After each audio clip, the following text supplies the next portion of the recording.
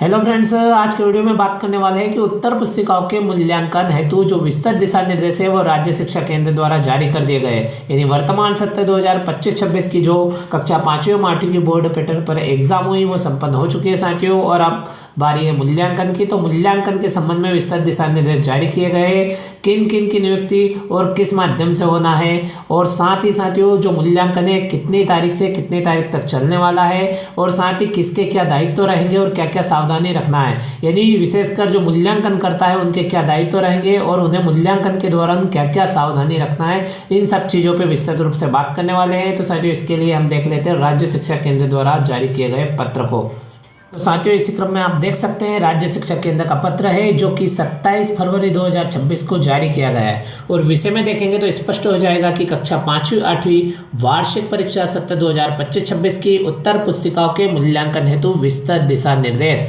इसी क्रम में साथियों नीचे दिया गया है कि विषय अंतर्गत लेख है कि संदर्भित पत्र के अनुसार जिला शिक्षा अधिकारी द्वारा विकासखंडवार निर्धारित मूल्यांकन केंद्र हेतु मूल्यांकन केंद्र अधिकारी, सहायक मूल्यांकन केंद्र अधिकारी, मुख्य परीक्षक, उप मुख्य परीक्षक / सुपरवाइजर एवं मूल्यांकनकर्ताओं के चिन्हांकन एवं मूल्यांकन कार्य से संबंधित सभी अधिकारियों एवं मूल्यांकनकर्ताओं को पोर्टल से मैप करने की कार्रवाई पूर्ण कर ली गई होगी। यानी साथियों इन सबको पोर्टल पर मैप करना है, यानी जिन जिन अधिकारियों की मूल्यांकन के दौरान नियुक्ति होना। साथियों इसी क्रम में दिया गया कि कक्षा 5वीं 8वीं वार्षिक परीक्षा सत्र 2025-26 की उत्तर पुस्तिकाओं के मूल्यांकन हेतु निम्नानुसार कार्रवाई की जाए। नंबर 1 की हम बात करें तो उत्तर पुस्तिकाओं का मूल्यांकन 5 मार्च से 14 मार्च 2026 की अवधि में पूर्ण किया जाए। नंबर 2 की बात करें तो उत्तर पुस्तिकाओं के मूल्यांकन हेतु मूल्यांकन केंद्रों का आवंटन परीक्षा पोर्टल से किया जाएगा। नंबर 3, एक विकास खंड की उत्तर पुस्तिकाओं का मूल्यांकन जिला अंतर्गत अन्य विकास खंड में किया जाएगा। नंबर 4, जिला मुख्यालय के विकास खंड की उत्तर पुस्तिकाओं का मूल्यांकन संबंधित जिले की डाइट में किया जाएगा।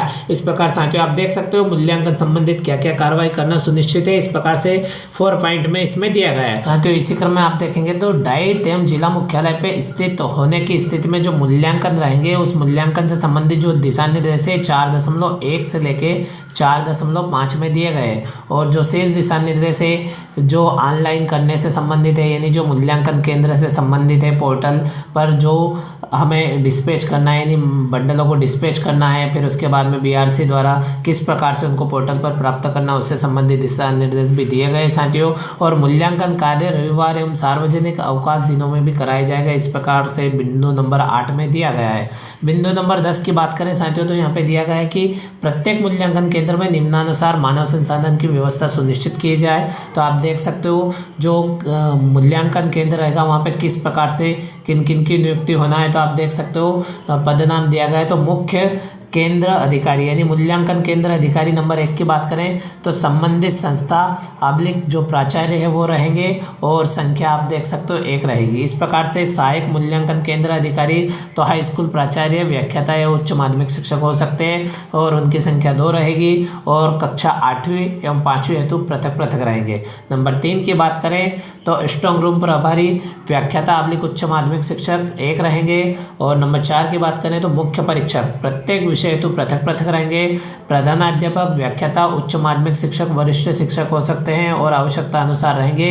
कक्षावार एवं विषयवार 1-1। नंबर 5 की बात करें तो उप मुख्य परीक्षक प्रत्येक विषय हेतु पृथक पृथक। सुपरवाइजर ब्रैकेट में दिया गया अल्प भाषा हेतु। तो साथियों आप देख सकते हो यहाँ पे दिया गया है प्रधानाध्यापक, व्याख्याता, उच्च माध्यमिक शिक्षक, वरिष्ठ शिक्षक हो सकते हैं और आवश्यकता अनुसार रहेंगे। कक्षावार एवं विषयवार अलग अलग रहेंगे। नंबर 6 की बात करें तो मूल्यांकन करता तो माध्यमिक शिक्षक / प्राथमिक शिक्षक आवश्यकता अनुसार रहेंगे और कक्षावार रहेंगे और विषयवार रहेंगे। इस प्रकार से साथियों हम बात करें तो जो भृत्य रहेंगे वहाँ पे तो अधिकतम 4 रहेंगे। स्ट्रांग रूम के लिए 2 भृत्य अनिवार्यता रखे, इस प्रकार से साथियों दिया गया है। तो साथियों इसी क्रम में नीचे नोट दिया गया है कि अल्प भाषाओं की उत्तर पुस्तिका के मूल्यांकन हेतु आवश्यकता अनुसार अल्प भाषा सुपरवाइजर की व्यवस्था की जाए। अल्प भाषा से तात्पर्य मराठी, उर्दू, संगीत, पंजाबी, उड़िया, गुजराती एवं संस्कृत। कक्षा 5 आदि भाषाओं की उत्तर पुस्तिका है। यानी साथियों इस प्रकार से आप देख सकते हो। और बिंदु नंबर 10 में उल्लेखित अधिकारियों के दायित्व निम्नानुसार होंगे। तो साथियों ऊपर हमने जो देखा, जो सारणी में दिए गए हैं अधिकारी आबलिक कर्मचारी, उनके दायित्व निम्नानुसार रहेंगे। तो साथियों आप देख सकते हो मूल्यांकन केंद्र अधिकारी के दायित्व रहेंगे। तो क्या रहेंगे साथियों, तो यहाँ पे सभी दायित्व क्रम बाय क्रम दिए गए हैं। केंद्र अधिकारी के दायित्व, तो साथियों आप देख सकते हो यहाँ पे इनके जितने भी दायित्व सब यहाँ पे दिए गए हैं साथियों। इसी क्रम में आप 10.2 में देखेंगे तो सहायक मूल्यांकन केंद्र अधिकारी के क्या दायित्व होंगे वो यहाँ पे साथियों आपको देखने को मिल जाएंगे। इस प्रकार से 10.3 में स्ट्रांग रूम प्रभारी के दायित्व, 10.4 में मुख्य परीक्षक एवं उप मुख्य परीक्षक के दायित्व। और इसी क्रम में साथियों हम बात करें तो जो मूल्यांकन करता है उनके दायित्व 10.5 में देखने को मिल जाएंगे। साथियों हमने सभी दायित्वों पे बात इसलिए नहीं की क्योंकि मुख्य रूप से मूल्यांकनकर्ताओं के दायित्व पे बात कर लेते हैं, अन्यथा वीडियो बहुत बड़ा हो जाएगा। तो साथियों 10.5 मूल्यांकनकर्ताओं के दायित्व की हम बात कर लेते हैं। उन्हें दायित्व के साथ में क्या क्या सावधानी रखना है इस पर भी बात कर लेते हैं। तो पहले पॉइंट में दिया गया है मूल्यांकनकर्ता इस बात की पुष्टि कर ले कि उन्हें पोर्टल द्वारा जिस कक्षा, विषय व रोल नंबर की उत्तर पुस्तिका का आवंटन किया गया है वही उत्तर पुस्तिका उनको प्राप्त हुई है। तो साथियों ये हमें स्पष्ट कर लेना है ऑनलाइन देख करके, क्योंकि उस दौरान हमें जो काम ऑनलाइन करना होगा तो उसके लिए हमारे पास टैबलेट या मोबाइल रहेगा। तो साथियों हमें वहाँ पर चेक कर लेना है या फिर जो हमारे मूल्यांकनकर्ता अधिकारी उनसे कंफर्म कर लेना, उसके बाद ही हमें उस उत्तर पुस्तिका के बंडल को प्राप्त करना है। नंबर 2 की बात करें तो मूल्यांकन हेतु उपलब्ध कराए गए आदर्श उत्तरों को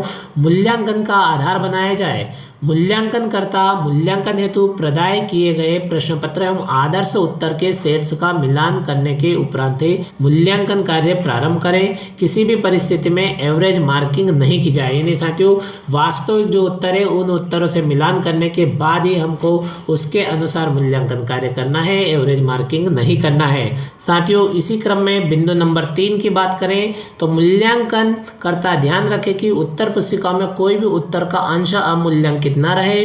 विद्यार्थियों को 0.5 या 1/2 अंक से कम अंक नहीं दिए जाए। यदि उत्तर गलत लिखा जाए तो 0 अंक प्रदान किए जाए। इस प्रकार से अगले बिंदु नंबर 4 की बात करें तो मूल्यांकनकर्ता द्वारा उत्तर पुस्तिकाओं के खाली या ब्लैंक पृष्ठ को अनिवार्यतः क्रॉस किया जाए। अगले बिंदु की बात करें तो उत्तर पुस्तिकाओं के प्रथम पृष्ठ के बाद आगे के पृष्ठ के ऊपरी भाग पर संचय योग यानी प्रोग्रेसिव टोटल अंकित किया जाए। मुख्य पृष्ठ पर कुल प्राप्तांक की प्रविष्टि अंकों एवं शब्दों में सावधानी पूर्वक की जाए। इन्हें साथियों इसमें स्पष्ट दिया गया है कि मूल्यांकन के दौरान हर पृष्ठ पर हमें जो प्रोग्रेसिव टोटल है यानी जो बढ़ता जाने वाला टोटल है योग है वो हमें संचय योग लिखते जाना है। इसी क्रम में अगले बिंदु की बात करें तो मूल्यांकन पूर्ण करने के उपरांत मूल्यांकनकर्ता अपने लॉगिन आईडी से छात्रवार कुल प्राप्तांकों की प्रविष्टि स्वयं के मोबाइल से करेंगे तथा पोर्टल से जनरेट सारांश पत्रक यानी समरी शीट तथा प्रमाण पत्र हस्ताक्षरित कर बंडल के साथ मुख्य परीक्षक को सौंपेंगे। तो साथियों बहुत ही महत्वपूर्ण जानकारी है कि जो मूल्यांकन पूर्ण हो जाएगा, कॉपी चेक हो जाएगी, बंडल कंप्लीट हो जाएगा तो उसके बाद में मूल्यांकन करता है यानी जो मूल्यांकन करता है कॉपी चेक करने वाले शिक्षक साथी वो अपने लॉगिन आईडी से छात्रवार कुल प्राप्तांकों की प्रविष्टि पोर्टल पर करेंगे। जिस प्रकार से पिछली बार किया गया सेम उसी प्रकार से करेंगे। टैबलेट या मोबाइल से कर सकते हैं साथियों। और पोर्टल से उसके बाद में जो सारांश पत्रक जनरेट होगा यानी प्रमाण पत्र जो रहता है यह सीट हमें जो हमारे मुख्य परीक्षक वो दे दे तो उनसे प्राप्त करके उस सारांश पत्रक को प्रमाण पत्रक को हमें भर करके हस्ताक्षर करके मुख्य परीक्षक को जमा करना होता है। अंतिम बिंदु है सारांश पत्रक पर अंकित कुल प्राप्तांकों का मिलान उत्तर पुस्तिकाओं के कुल प्राप्तांकों से कर ले। इस प्रकार साथियों आप देख सकते हैं जो मूल्यांकन करता है उनको क्या क्या सावधानी रखना है इस प्रकार से दिया गया है। और इसी क्रम में हम नीचे देखें तो BRCC के जो दायित्व है साथियों यहाँ भी देखने को मिल जाएंगे और वित्तीय व्यवस्था के संबंध में भी यहाँ पे दिया गया है। इस प्रकार साथियों संचालक राज्य शिक्षा केंद्र द्वारा यह पत्र जारी किया गया है जिसमें स्पष्ट रूप से जानकारी बताई है। तो इस प्रकार साथियों इसमें बताया गया कि मूल्यांकन के दौरान किन किन अधिकारी कर्मचारियों की किस प्रकार से आवश्यकता होगी साथियों। और इस प्रकार से जो मूल्यांकन करता है और किस प्रकार से सावधानी रखते हुए अपने मूल्यांकन कार्य को संपन्न कर सकता है साथियों। और जो जिला मुख्यालय का विकास खंड है उसकी कापियों का मूल्यांकन जिले की डाइट में होगा। इस प्रकार साथियों आशा है आपको जानकारी अच्छी लगी होगी साथियों। इसी प्रकार की महत्वपूर्ण जानकारी और न्यू अपडेट के साथ में अगले वीडियो में फिर मिलते हैं। Thank you friends.